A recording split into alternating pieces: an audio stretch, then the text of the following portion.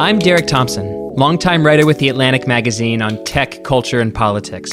There is a lot of noise out there, and my goal is to cut through the headlines, loud tweets, and hot takes in my new podcast, Plain English. I'll talk to some of the smartest people I know to give you clear viewpoints and memorable takeaways. Plain English starts November 16th. Listen for free on Spotify or wherever you get your podcasts. This episode is brought to you by Anytime Fitness. We may talk a whole lot about sports, but when it comes to keeping fit ourselves, there's definitely room for improvement. I hit this point early July. I was just like, I am not in good enough shape. I started trying to walk at least 15,000 steps a day or hiking or just anything to keep my legs moving. Now it's the end of 2023. I feel great. I had a physical 3 weeks ago, and the guy was like, "You're doing great. You're doing better than you were 3 years ago." I felt great. Whatever your goals are, progress is possible thanks to Anytime Fitness. Get a personalized plan and support from an expert coach anytime, anywhere. Visit anytimefitness.com to try Anytime Fitness for free. Start to train for your life. Terms, conditions, and restrictions apply.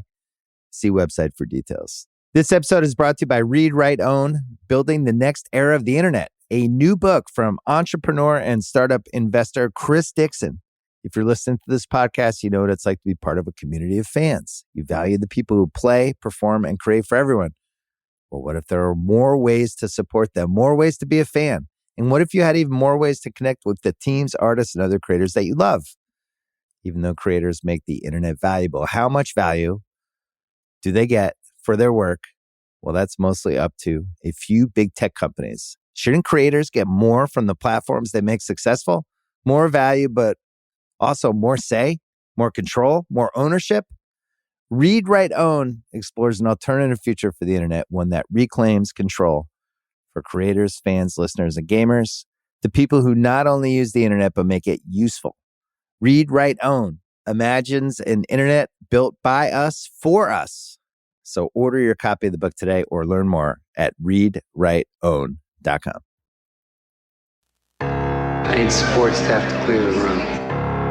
Stand up and walk now. Hello and welcome to The Watch. My name is Chris Ryan. I am an editor at TheRinger.com, and joining me on the other line, the podcast version of Singing Forever, Blowing Bubbles in Palermo, it's Andy Greenwald. I don't even know what to make of that. That was a great little shout out for West Ham United, a Premier League team in the Barclays Premier League. No free ads for Barclays, but that's how you're supposed to refer to it. That's fine. That's what I do because, Chris, okay, we're going to talk White Lotus. We're going to talk slow horses. Happy Monday. Chris, is your favorite time on Earth every 4 years when everyone you know suddenly becomes a soccer expert? Because I'm like, as you know, devoted fan of the French national team. Will surprise no one.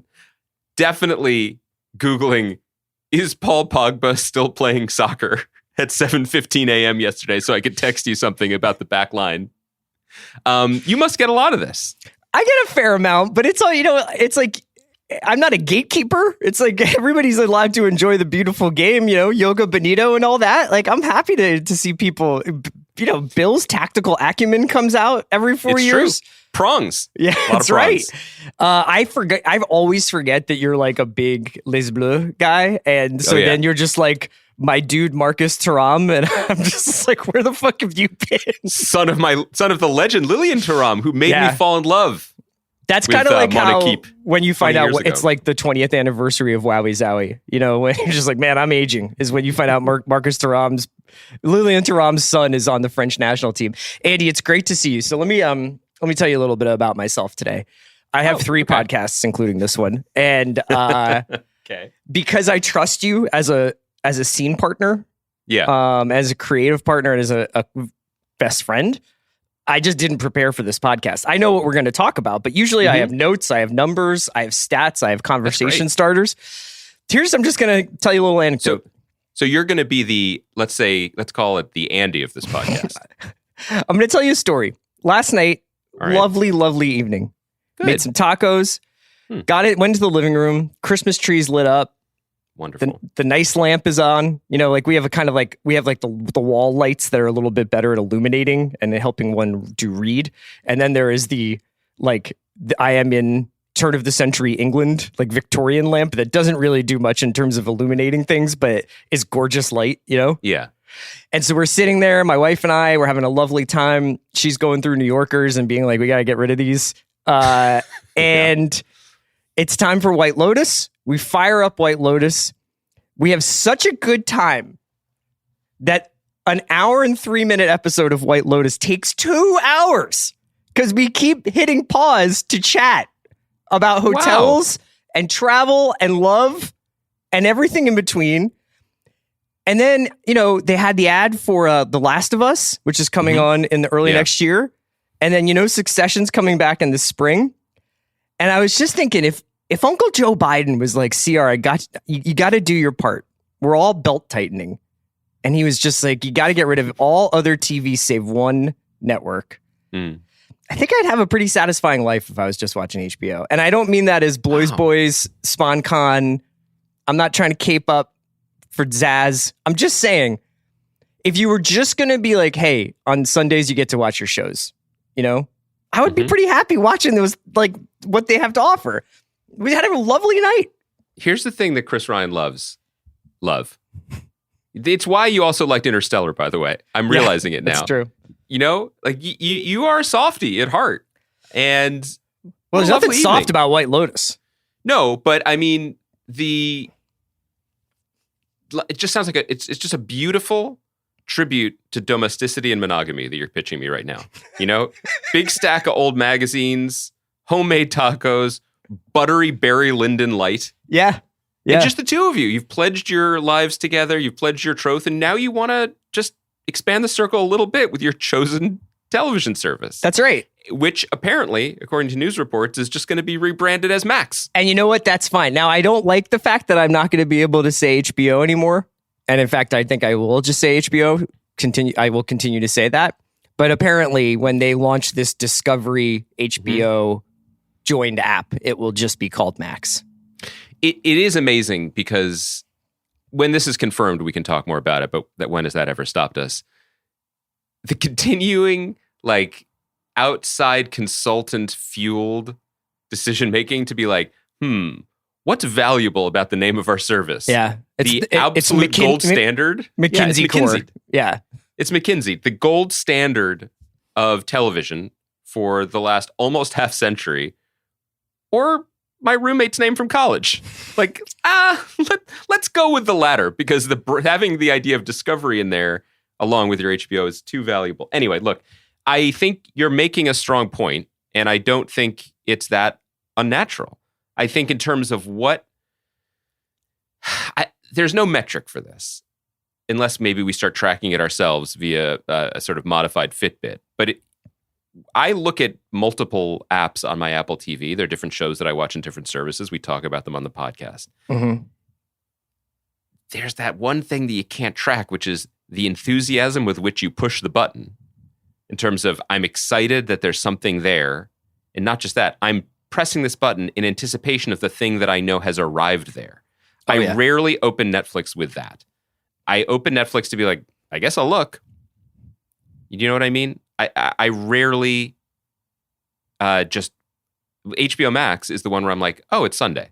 Oh, I missed something. It's Monday. You know what I mean? Like that is a destination app. I think you're not wrong about that. Sure. I think you're not wrong about that. Do you think it would still work if you had the bong and then the static, the HBO kind of like iconic, legendary intro? That's not really music, but sound effect. And then it went into Chip and Joanna flipping a castle in Waco. This is exactly what I was about to say. I bet McKinsey has this data. I remain really curious about what level of inside baseball penetration has occurred in the minds of the TV consumer. And I think it works both ways. So you and I both adore Station 11. It was our number one show of last year. In the popular imagination, if, you know, to the degree that the show exists, it was not a ratings blockbuster. It's just the best thing that was on TV last year, in our opinion. Do people think of it as I think people think of it as an HBO show, right? And I don't think that matters one way or another for HBO Max as a brand or HBO as a brand or Station 11. It probably burnishes Station 11. Yeah. So I asked that question to the same degree of, does it hurt your sense or the value of HBO if Station 11 and Hacks are part of it, as well as Chip and Joanna and Friends reruns? I don't know if it does. Like, if our understanding of HBO is a quality place to watch television, and I know I've argued against this in the past, but I'm starting to think that just simpler is better. Like, maybe you had the same attitude with your tacos. I didn't even ask. But like, if the icon just said HBO, I think that my brain is evolved enough to understand that there might be a tab on there that has like home flipping shows. Right. That there's just more stuff there also. And that the trade-off of people who are like, oh, no, this, I don't want the DCU touching HBO. I think the snob mentality is less than the plus of someone who might generally not want to watch the latest David Simon miniseries about the death of the American city and instead wants to watch Friends, right? Like I don't see the problem. I really think that kind of thinking that you're describing, the one that you're sort of rebelling against, would be the only time that would get pissed off about that is if I went to my cable company and said I would like the suite of HBO channels that you guys have, HBO Z and HBO West, and all the shit that we have.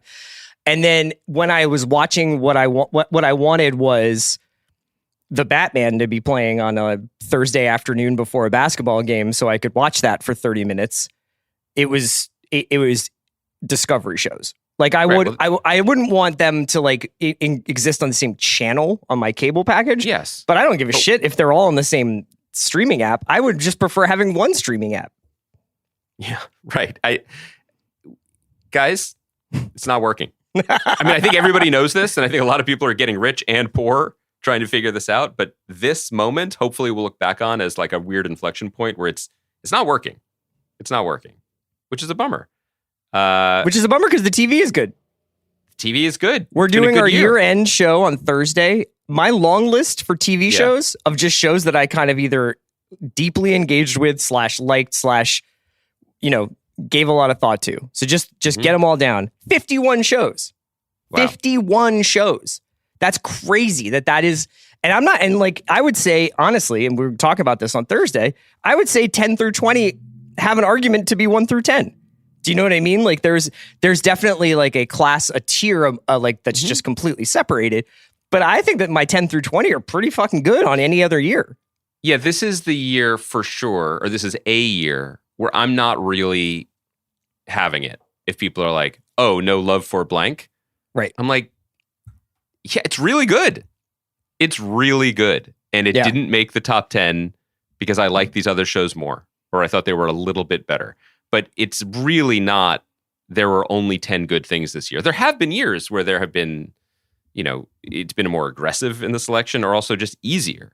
But I actually feel more relaxed making my top 10 this year because I'm not going to do it because why step on Thursday's show. But there are at least 3 shows that are they're in my mind as I'm talking to you that it seems silly that they're not in the top 10, but I'm just shrugging. I'm not agonizing over it because there's a lot of good stuff. It's a top 10 for a reason. So let's talk about a show that I'm sure if not in the top 10 will be in the contention for top 10, which is White Lotus. Penultimate episode came out last night.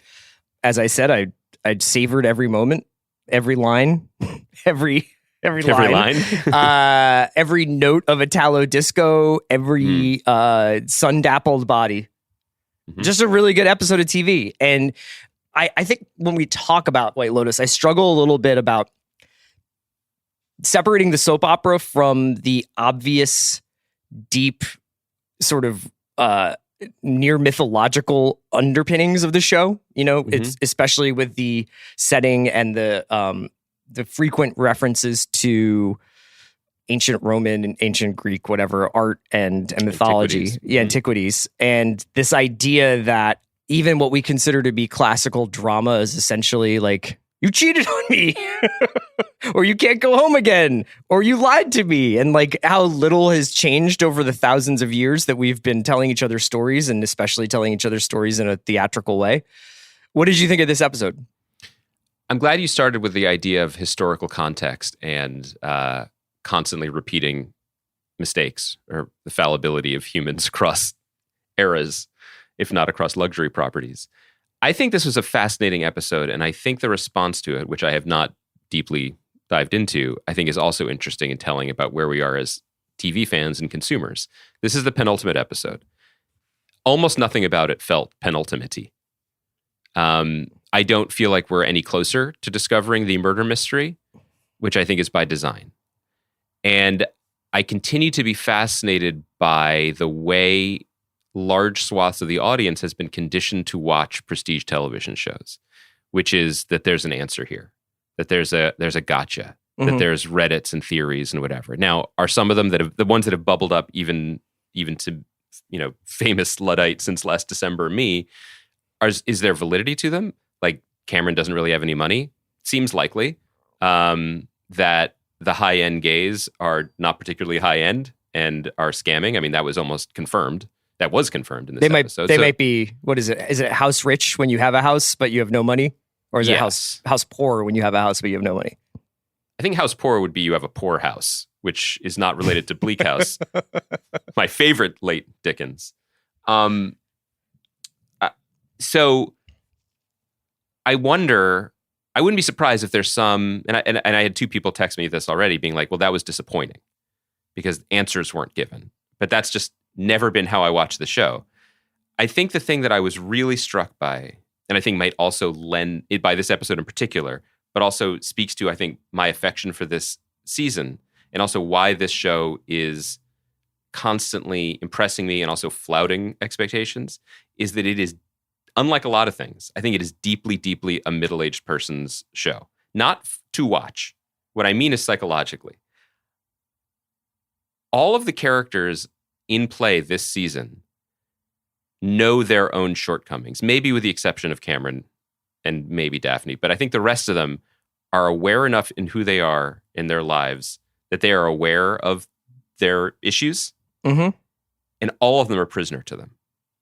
And to me, that's evidence of people who have, that's like the 10-year anniversary. You get the 10-year chip of therapy, and you're like, I can call the plays and I can see the game on the field like Tony Romo in the booth, but man, I can't get back on the field and change the outcome of the game. But my back just won't let me do it. Yeah. or my ego or my parents or whatever, my issues won't let me do it. And I think that's really worth noting. I think it's different than where we meet a lot of other shows and characters, like in Industry, for example, which is more written by and for young people, right? They're in the midst of discovering the rich possibilities of their problems. They are not self-aware. They are not trapped by the problems. They're just like, boy, circumstances are crazy. And boy, that ketamine was hard. You know what I mean? Like, it's a lot. They're in it. Or a show like Andor, where we're watching someone's psychology be built brick by brick. Right. The people here are stuck. And that makes for a very different viewing experience, but I find it really compelling and really rich because I think that Mike White continues to have a great deal of empathy for these people, even as they behave in either monstrous or almost frustratingly predictable ways. Yeah, and I think that the torturous, or maybe torturous is a wrong word, maybe the melancholy is how many of the characters are often confronted with an idea of what they think they should want. So Albie is looking at Portia hooking up with the West Ham United hooligan, and he's like, am I supposed to be that? Am I supposed to be this guy who's just easygoing and crushing beers and orchestrating a party, and I'm the sort of hit of the bar whenever I walk in? And Michael Imperioli is looking at his own son. Dom's looking at his son, and it's just like, to be free, to be virile, to be, like unencumbered by like life's hangups. He sees that. I'm sure his father looks at him the same way. Even Tanya, I think, is kind of looking at both Portia, but also like the sort of effervescence and fun of Quentin and his clique, and is like, isn't this what like my life is supposed to have bought me? Because what I do is sit around and like complain about like these minor grievances when I'm visiting various White Lotus properties. These guys, every fucking night is a party and every day is a pleasure, So and then Harper and Ethan and Cameron and Daphne are the perfect example, where obviously Cameron and Daphne probably have some sort of nagging like con going on where they're trying to get money out of Ethan, but Ethan and Harper are watching those two, and they use the jealousy that is now seeped into their own relationship, into Harper and Ethan's relationship. They see Cameron and Daphne using their jealousy as an aphrodisiac. So everybody kind of wants what they don't have here. I think there's a way to even merge our 2 points, which is that I think the characters get to the point of self-awareness, if not sometimes outright self-pity, and then want to be rewarded for the awareness. And I think that specifically like Michael Imperioli's Dominic, right, has said on the show, I have a problem. I have an addiction. I have issues, but he's done there. He's not changing his behavior. He's not accepting responsibility. He's saying, I see that I have a problem. So now, wife, who is, I believe, Laura Dern's disembodied voice, take me back. Son should forgive me and admire me. Father should accept responsibility for doing this to me. And the most striking example of this is Tanya, who, and by the way, maybe just sidebar this. I know we touched on it last week, but maybe the most stunning thing for me on TV this year is that over the course of this season of White Lotus, Jennifer Coolidge is now maybe the best actor on it, is giving the best performance.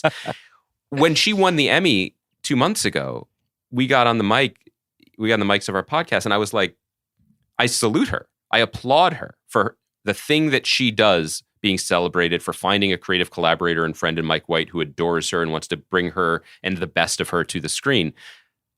I didn't know he was this good of a friend and this much of a trustworthy collaborator to be like, the thing that you're famous for, there's more to it. There's something underneath it. We're going to keep chipping at it, and we're going to use you differently this season. Everyone would have been fine if she was just sort of on the margins, making us laugh and riding Vespas. She's had, in some ways, the most gripping and increasingly horrific arc, right? And she told us everything in her little breakfast speech to Portia, where she was like, I was a doll dressed up and placed on the shelf waiting for people to take me down to play with me, right? And that is literally what happens for the last 20 minutes of this episode. And it is what it is. That's I think the thing, that the drama and the dramatic stakes and tension of this show come from Mike White sketching out these people with empathy and humanity and putting them in relation to others in a way that makes sense, and then being like, yeah, this is behavior. This is what happens. I'm sympathetic to any feelings, and I don't mean to be straw manning it. I think a lot of people are really enjoying this season, but to look at the Harper and Ethan thing and be like, oh, they're just going down the drain now because of one condom wrapper. But that's all it takes. Yeah. That's all it takes. Yeah. And I think that when you watch it, it was actually kind of interesting to watch it the way I watched it, which was with a lot of like kind of side commentary. Love and eggnog, apparently. No, because it was kind of, it was interesting to take beats where you were kind of like, that is actually a pretty realistic couple fight where one person is kind of like, I'm done being mad now. Like, I'm okay. Mm-hmm. And now I'm going to go do a tequila shot and like go off and have my vacation day. And the other person is like, I'm not done. I'm going to be mad for the rest of the day. And Ethan being driven to this place and Harper knowingly or unknowingly playing on his insecurity about Cameron often doing this mimetic thing where he's like, if I see you happy, I'll take your happiness, has been really fascinating. I guess we can get into some of, I don't want to get in. Oh, go ahead. What were we going to say? Just the Harper Ethan thing. I think there are layers to why the Cameron, Daphne, Harper, Ethan quartet is so interesting. And one of which is the way, the nature of the vacation, what the vacation means to each couple and how it plays out is interesting, and not always the text, is sometimes subtext. There's a reference to it here with the massages where she's like, well, you have to go home to some kids, so you should go do it. Right. But the implication, and Ethan here is like, work's been crazy, blah, blah, blah. The danger of the vacation for that couple is that they have to spend time with each other. What has worked for them is an equilibrium of busyness that has allowed them to lean on each other just enough that makes sense for the current nature of how they get along. Exactly. But they have plenty of other things.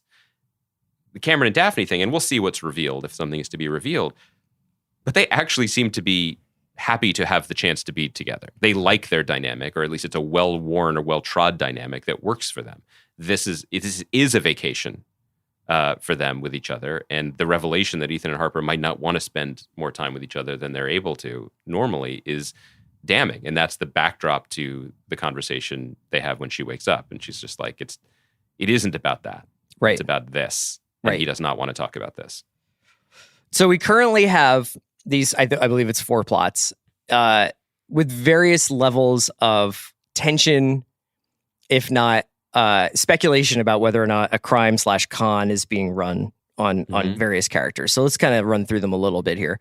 The jokes I was making earlier about you mentioned the Reddit stuff, and I sang the West Ham song to open the podcast, the Forever Blowing Bubbles. Juliet Littman hit me up this morning with a Reddit thread that's basically about how in 2006, like West Ham fans got into a huge like brawl in Palermo during a European away game against in Italy or in Sicily, and that even still like West Ham fans are kind of like not welcome. So the idea of this guy walking around, what's that guy's name? Is it Jack? My God, it's so funny. You're asking me, and I'm completely blanked. The idea of a guy walking around singing the West Ham anthem would not be welcome where he is. And so anyway, I also thought that character's turn and the vibe of like first night's great, second night kind of weird. The first night is like, oh, this guy is awesome, and it's just like he just keeps giving me rosé and taking me to amazing places. And then the second night, it's like, have you had 9 Peronis? It's 4:00. I was the only bump I had in the whole episode where he was like, let's go down to the water and drink Peronis, and he's drinking a Budweiser. I was like, come on. Yeah, right. But that was great though, because it's kind of like this shitty beach, and he's getting tanked. So I don't know. I thought that was anyway. Like, obviously, I love beer. He's like, oh, I love beer. He's trying to keep Portia away from that's his job. The palace. At this house, at this estate, Quentin has brought in a cocaine dealing mafioso, possibly, to seduce Tanya. It was in the bag, as he said, and we got the full bag. Tanya, that was a lovely. I actually thought that was like everything Jennifer Coolidge does well, like her being like, oh, like as she's like in the Hall of Mirrors, and then being like, I'm so nervous when he comes in naked. So she, before this sort of seduction happens, finds a picture of Quentin with the cowboy that he fell in love with, but did not, like an unrequited love for a cowboy during his time in America. It's an anecdote he told a couple episodes ago. And that is Greg. That is Tanya's husband, a young version of Greg. I have not done like a ton of reading about that. I think that the general conventional wisdom is that this is some sort of scam to, like, I can't remember if they have a prenup conversation at some point. I think that they may, but that if she gets caught cheating or something like that, that maybe that Greg would be able to get a bunch of her money and thus split it with Quentin. That seems like a very elaborate scam, and one that depends a lot on timing. It would explain why Greg is like, I really don't want Portia to be here. And why Greg was like, here's where I wanted to take you. I'm going to give you one last great day. Then I'm going to suddenly leave. But right when you're at your lowest, this guy Quentin's going to swoop in and we're going to like run this scam on you. Yes. So cursory internet research suggests that it could be Greg. It's not confirmed, right? I think that picture is definitely him. Like that's definitely the actor who plays Greg de-aged in a picture with Tom Hollander. Are we sure? No, I'm just saying I think it is. Okay. Right. So it's possible. And I mean, look, a big picture, I don't care either way. Like, I know that doesn't make sense, but I just kind of want to continue to beat this drum. I totally agree. This is what's great about the show. And it's interesting that we're talking about Greg because, again, there were like, I believe the penultimate episode in season 1 was when Greg was coughing the entire episode. Yeah. And it was like, Greg's definitely going to be dead. And we were having fun because Mike White, as a fan of entertainment, both high and low, knows what he's doing. And he knows where audiences, and he has a very good sense. It's interesting. Throughout his career, it's not like he's had a golden Midas touch about what audiences want, but he definitely understands where audiences will be emotionally if they've bought a ticket for the ride. And so he knows this is the moment when people will be spinning out of control with their desire to control the unknown and to put some stamp of knowledge on the uncertainty of the show. So all that's in play. I don't think it's going to change my contentment with the series if it is revealed to be an incredibly convoluted plot against her by these two, or if it's just a weird Lynchian echo that they both had unloving, unrequited relationships with similar looking men or whatever. You know what I mean? I think there's a lot of ways to it. She's being conned. I mean, she's being manipulated. Yeah, this was confirmed. The West Ham kid is just like, he's poor, but he's about to come into some money. And when he does, he's very giving. So he's going to take care of me. Right. So obviously that guy was essentially like down and out, whatever it was, busy like getting stranded, seeing West Ham away matches. And Quentin came along and sort of rescued him and set up this whole like I'm your uncle while we're traveling kind of bit. On the other front, it is Jack, by the way. It is Jack. Jack. That's what I thought. Okay, so then there's a couple of other situations. We've got this Lucia. I'm always doing this. I'm interrupting you. I just want to say, like, the direction of that, like, Satyricon, like, debaucherous, it was really also, it's just like Italo Disco is really good. Like, yeah. I don't personally like turn it on in the car, but every time I hear it, I'm like, this is some pretty good fucking music. Yeah, it was really good, and that the camera, the production design is beautiful, the casting of the extras, the costume stuff, and it really nailed a moment that I think many, many people will recognize, regardless of whether you've skied the Italian Alps or not, so to speak. But weird moments of clarity that can happen in evenings of inebriation of any kind, or of parties where something across a room, it feels significant, but actually sometimes it is. And so that dead-eyed look that Quentin is giving her in that moment, it was deadly, right? It was a deadly moment. And the more important thing, though, and this is a credit to the show, isn't the look. It's that she doesn't stop. She wants to be taken off the shelf. She wants all of this to be true so badly, which speaks to the nature of the show itself, the fantasy, that vacation can be permanent, that all of this, that we can be taken away from all of our problems. And so that leads right into Lucia and the DeGrassos, and whether or not this late arriving pimp figure, Alessio, is a setup by her to get Albie's money. Now, whether that's get Albie's money or get a trip back to Los Angeles, and she's like, he wants money, and he's like, well, what can I do? And she's just like, it's not your problem. It just seems like it's going in that direction. And whether or not that is actually a sincere, like, she's just in trouble and she's always had this pimp, because in the early episodes of the show, it seems like she's just finding guys on Instagram or whatever, and is just managing her own career to some extent. So whether or not that's like a con on her part, and that he always seems to show up right when Albie's around, and whether that's a con on her part. And then obviously with the Harper, Ethan, Cameron, Daphne stuff, is these people aren't friends.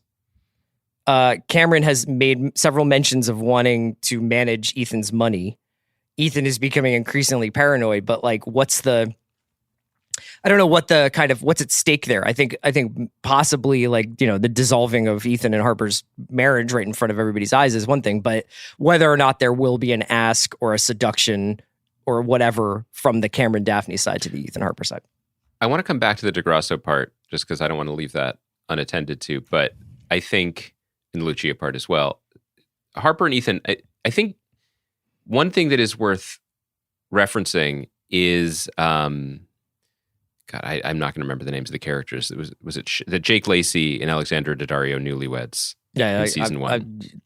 51 shows later, I do not remember. Shane and Rachel, I don't know, it doesn't matter. The absolutely earned and appropriate, but to some degree surprising end of that storyline, right, was that they stayed together. I mean, because I say surprising in the context of a dramatic television show, not in life. Like, that's actually pretty natural.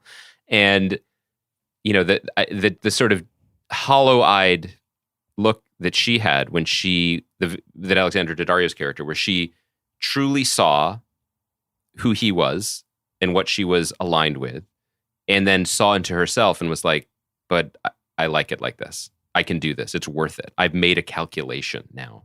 I'm not, the scales have fallen from my eyes and I get it, but I'm choosing.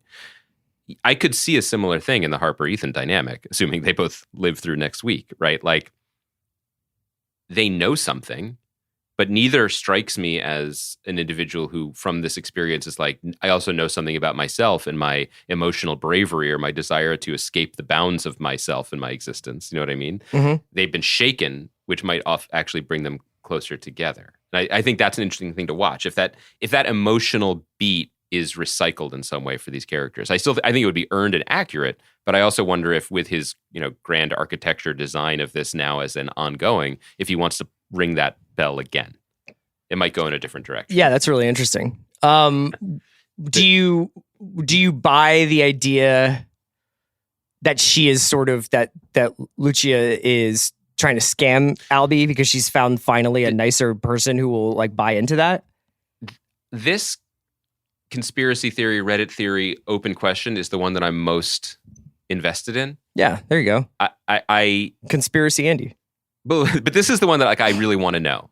And also, best case, I'm satisfied with both ends of it. It's well drawn. So if either version of it could be true. After last week, I was pretty certain that it was a scam.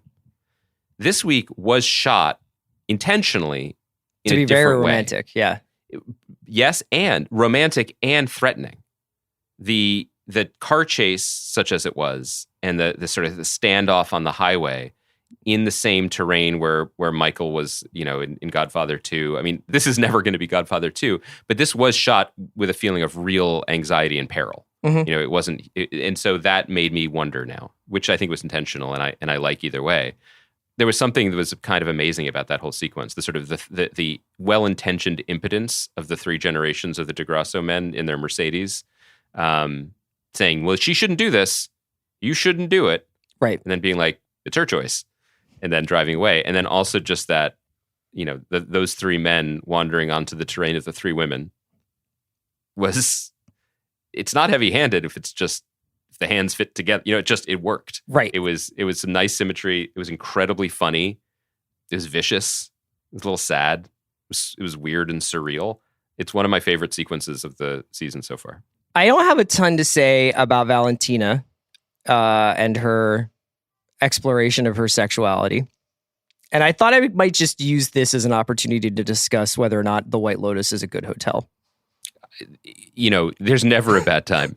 Never a bad time to discuss that. It just seems like there's just a lot of squabbling among front desk employees, which is totally fine. Apparently one restaurant for dinner and one for breakfast and lunch. I guess that's enough when you've got, but the beach club is like where you have like your breakfast and lunch, right? Or no, you go down there and you get like when Cameron's like, why do they keep handing us the menus? I'm like, you're in Italy.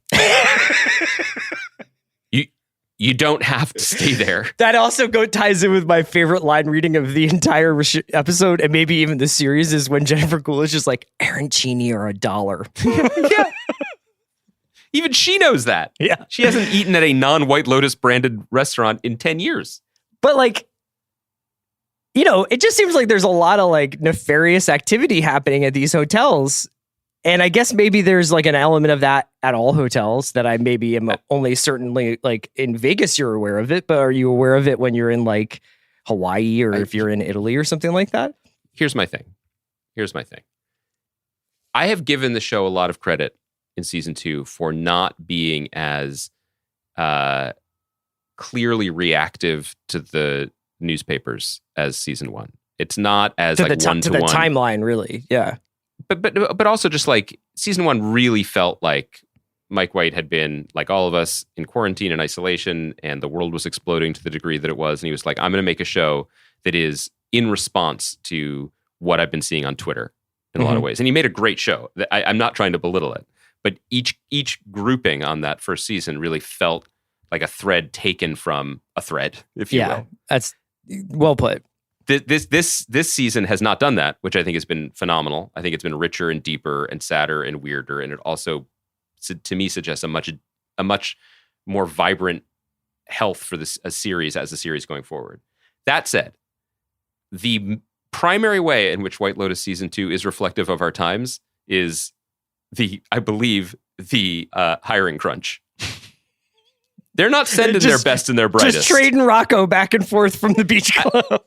And it's actually in the show when Grandpa is just like, there's a lot of unemployment here,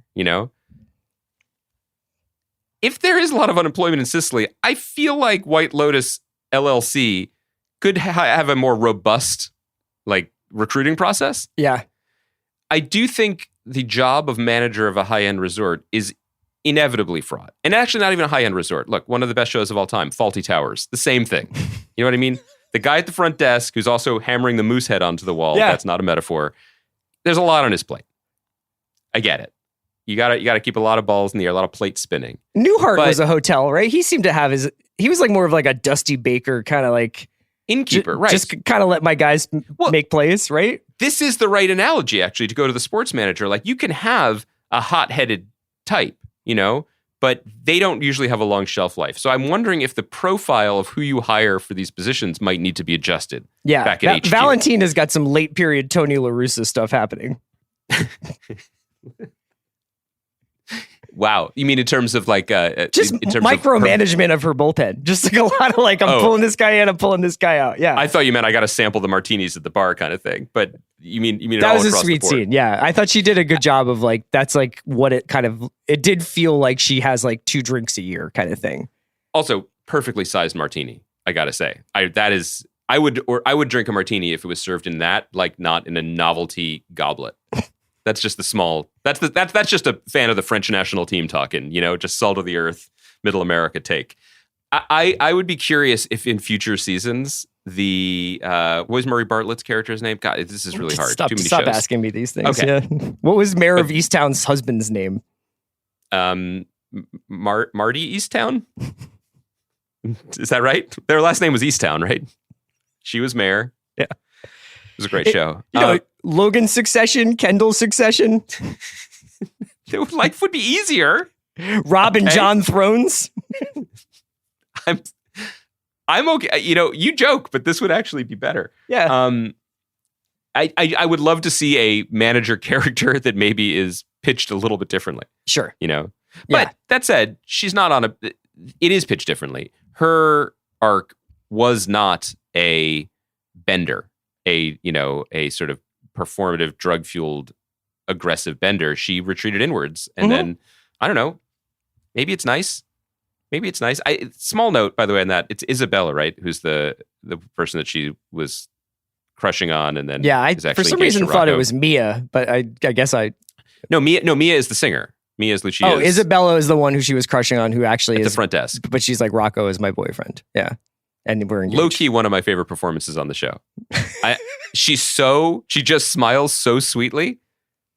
No matter what is said to her, it's just, I don't know if that's performer, if that's the way they shot it, pitched it, edited it. It's just a great detail. And the dude with the funniest voice I've ever heard having a role at the front desk. You know, guys, my only regret about White Lotus getting renewed is that it seems highly unlikely that Tom Hollander can be the hotel manager next season. Great point. But I wish we lived in a world where that could happen.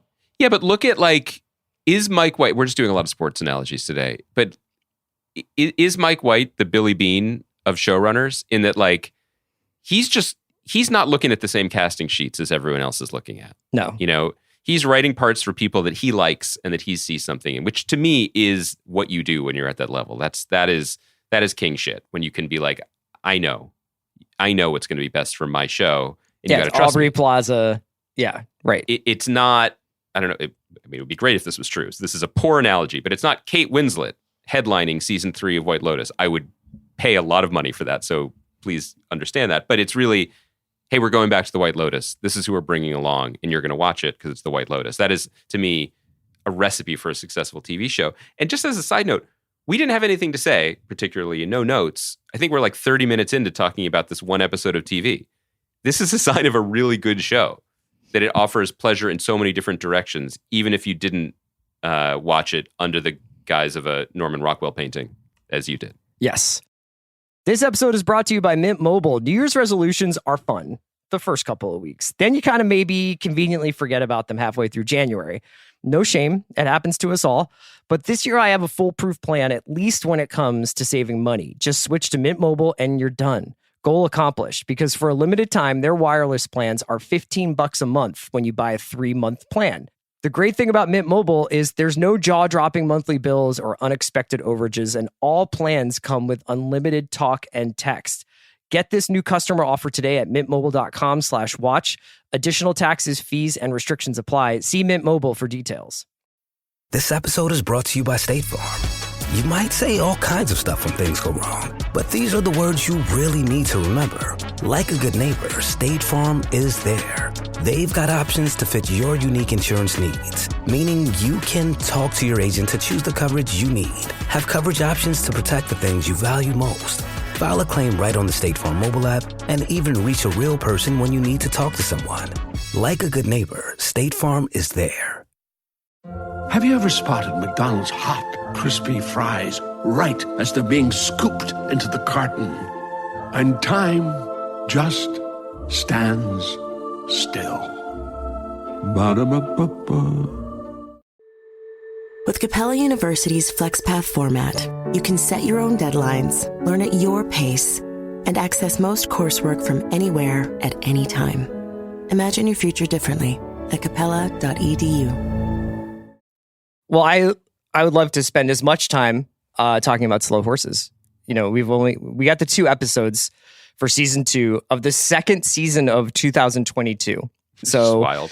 Apple TV's plan with these books, which are written by Mick Herron, who appeared on The Watch earlier in the year, is essentially to make 6-episode miniseries out of the Slow Horses series, the Slough House series. The first one was the titular Slow Horses. This one is based on a novel called Dead Lions. They, I think, shot 1 and 2 back to back because 2 had a trailer at the end of season 1. I think it's very, not obvious, but it's very funny that to distinguish between the 2 seasons, they're just like, everybody seemed really hot. You know, it just seemed like really warm. We're going to open all the windows. It's going to be like really sort of like British sunlight pouring through windows, and we'll turn some fans on. British sunlight. Yeah, jumbo shrimp. Such as it is. A little bit of a creative team, not shuffle, but like somewhat of it a shuffle, because Will Smith, who wrote most of and I think oversaw the first season, he only writes the first episode of the season. And Jeremy Lovering takes over directing. But to me, this is the show that now has basically replaced Justified. And I think I mentioned that the first time around.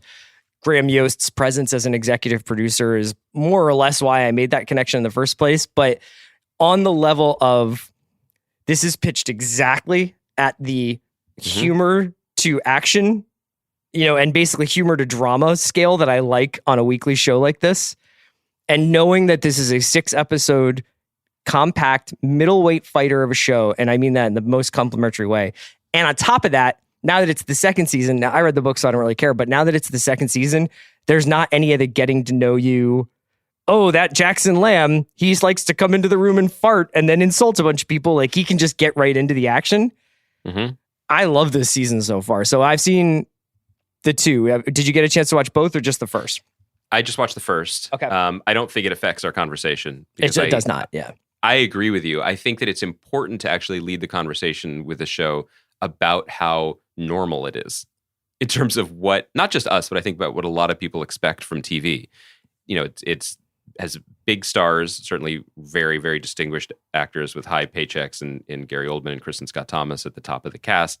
It's a foreign show, so to speak. It is adapted from novels, so it carries with it some of the like imprimatur of like, oh, this is going to be heavy, this is going to be serious, this is going to be it's going to challenge us as much as anything else. That's not true. Like, this is what a fastball down the middle of the plate, I would use a cricket analogy if I could, but I can't, feels like, I think, in 2022. And I kind of love it for that. And I think you have to go into it understanding like, man, this is let me catch up with my stories at this moment. Yes, we like it more maybe because it is the type of story that we always like, but I really admire how much this show has known what it is from jump. And like, you think about, I think all successful shows that are serialized, that are, you know, more than just a 1-season thing, settle into becoming TV in the sense that we're comfortable with them. They're comfortable with each other. They're writing for the character. They're writing for the actors who play the characters in a certain way. And I would say if that bothers you, you should know Slow Horses has been renewed for seasons 3 and 4. Gary Oldman is like, I will play this character for as long as I possibly can. It clearly is a joy for them to be working in London, and it's wonderfully shot. Obviously, in London. Yeah. And I'm sure for Gary Oldman, it's like great. Like I get to kind of let myself go a little bit. I have a blast saying great dialogue and getting to play this sort of like, what if Smiley was a fuck up idea? Yeah. I mean, he's a TV hero, even though he's a mess. Like, yeah. At least through the episodes I've seen, one season and one episode, he's never wrong, which is so fun for an actor to play. I think about something, this is not a one-to-one comp, but if you think about Succession's pilot versus what it became, it's the best case scenario of a statement pilot, and really all pilots, unless they're already greenlit to series, are statements. This is I'm sketching out my terrain, I'm laying down markers, this is what we're going to be, this is what our argument is. If you think about that pilot where everyone was super spiky and super dug in to represent something more than just what they are, to the absolute orgy of pleasure that the show is, even when it's still going into some darker emotional places. Everyone, it's the best case scenario for characters over time becoming TV characters. You know, so that now when we watch Succession, when it comes back, oh, there's a Jerry Roman scene. Oh my God, phenomenal. There's a Connor and Willis. Like every little pairing is thrilling for us. This show just started as a long-running TV show. And I feel like that's just as hard. I think it's kind of amazing. Yeah. It just so when we pick up, so like what was some of the developments of season one other than Jackson Lamb is always right? Like I mean, it's just the like Min and what's their name? The like the sort of pairing off of two of the characters. Min and Louisa falling for each other. I think Jackson and Lady Di coming to some sort of like understanding between the two of them. But the Min and Louisa one is important to me because that's just, you know, now we pick up in season two. It's like, yep. They're That's together. still going. Right. We like that, right? Yeah, let's do it. It's just almost like a shrug. Like you feel it when Standish comes back, right? That's her name. When she comes in, she does her unlocking and she walks opens by all the people. windows and yeah. This is it's a season premiere. You know, it's not a series premiere, and you're like, great, we're back. I find that very, very settling, and I think that we could talk the specifics after this, but I just kind of want to beat the drum for that feeling because I do feel like people who listen to us and they hear us, you know, skew wildly from block to block over a period of weeks or months of like, this is the big thing of right now and what does it mean? This is such a nice rhythm section. I mean, even what in terms of specifics, and I won't jump ahead to two because I don't want to spoil it for you or any of our viewers who haven't gotten a chance to get into it. I mean, it's about sleeper agents. Like that's like the idea that there are those among us who are just waiting for a signal to like to pounce is like it's about as old as spy novels get. That's also me as a soccer fan. Yeah, every 4 years. You're the cicada of the French national team. You know, I would also just say that like when you take a step back, River is Jason Bourne, James Bond, like handsome action guy. Roddy is the tech wizard. You know, Catherine is the institutional knowledge. Like they're just very good at giving everybody these little, you know, very familiar cliched tropes of the genre while then twisting them around a little bit. So, you know, in Bond movies, M or whatever is usually like this incredibly refined, sophisticated, reserved character. And in Slow Horses, it's this fat, farting, noodle slurping asshole. You know, I guess Lady Di is really M, but you know what I mean? But Jackson takes on the sort of role of control of this place. It's just honestly like one of the most reliably entertaining things I've watched all year. And I was going to say in years, but like it's just also really cool. I did want Slow Horses back now. So I'm really glad it came back. It's a win. We've said this before when talking about this show's multi-year renewal, but it's rare for a drama to be like What We Do in the Shadows. And it's just like, oh, it's back. Good. There was no drama about that. I didn't like have a lot of time to pine for it. I'm really glad it's back. It's like, it's sustaining. I do want to just, I know we referred to it a moment ago, but like, God, I love the way this show shoots London, a city that I don't know as well as you or anyone listening in England currently, but I have a lot of fondness for, and I was there recently, and like, it did make me feel, obviously British shows, there are probably many that shoot more frequently and fully in London, but in terms of what my diet has been, you know, industry maybe gets some pickups on location in London, but it shoots in Wales. A lot of period stuff shoots in London, but just like, okay, here we are on the streets of Soho. Here we are moving through Marylebone or getting into train stations. Like and that's money. That's pure Apple flexing its budget. But I love the way they shoot it. I love the way it looks. Yeah, I don't know. I mean, like, I don't know why Apple has decided to be the preeminent, chronicler of London life with Ted Lasso and Slow Horses, but I'm into it.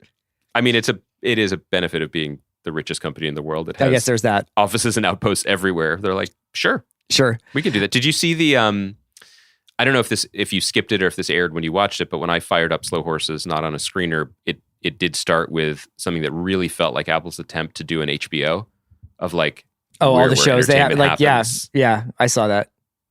I thought that was kind of interesting. That it felt like baby steps for them to claim that mantle, but that really is the lane they always wanted to be in, which is we've got we've just got all of it to entertain you. They want to be a complete central lifestyle hub, and it was interesting to see what they choose to focus on. Yeah, and it is they were going for plaudits for awards. I mean, they're like Ted Lasso has won these Emmys. Coda won Best Picture, and then there was some other stuff at the end that was like, and then they were focusing on stars that have appeared in their projects or will appear in their projects. And at the end, there was like a scroll of, and also what's coming next, in there is the after party, which got renewed, and some stuff that might not have fit in with this vision or this brand. It was interesting what gets the prime slot and what gets guess what else we have? Where was Shantaram? Did that get? I mean, I know some people who listen to our podcast have watched it. I know we haven't. It's so weird.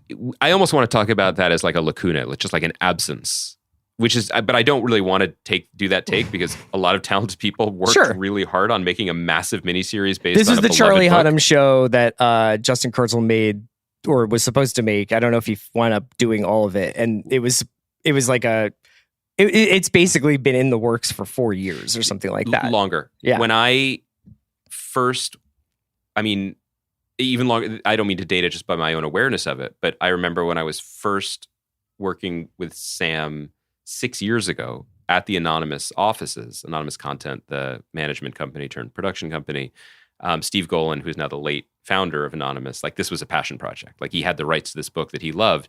And they were doing the thing that people often do when they have big things that feel unfilmable, but inevitable, taking meetings with everyone. Have you read it? Yeah. What would you do it? We have to do it. And there are these projects that are just like, someone is going to push this over the finish line one way or another.